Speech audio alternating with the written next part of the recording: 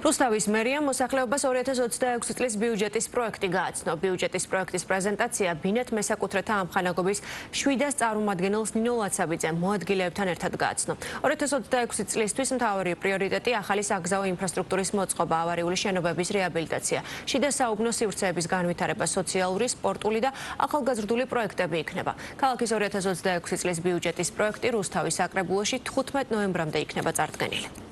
რუსთავის მერის გუნდი აქტიურად მუშაობთ ჩვენი ქალაქის 2026 წლის ბიუჯეტზე, რომელიც უახლოეს პერიოდში უნდა წარუდგინოთ საკრებულოს. ქონდა ბინათ მესაკუთრეთა ამხანაგობის თავმჯდომარეებთან შეხვედრა და განვიხილეთ ის მთავარი მიმართულებები და გამოწვევები, რომელზეც გვინდა რომ 2026 წლის ბიუჯეტმა უპასუხოს. ვახდენთ მაქსიმალურად ინფორმაციის შეკრებას, გვინდა რომ ჩვენ უზრუნველყოთ ჩვენი ქალაქის თანაბარი განვითარება, სწორედ ამ მიზნით ხდება აქტიური შეხვედრები ჩვენს მოსახლეობასთან და მათ შორის მათ ერთ-ერთ ყველაზე გამორჩეულ და აქტიურ ნაწილთან, ამხანაგობის თავმჯდომარეებთან.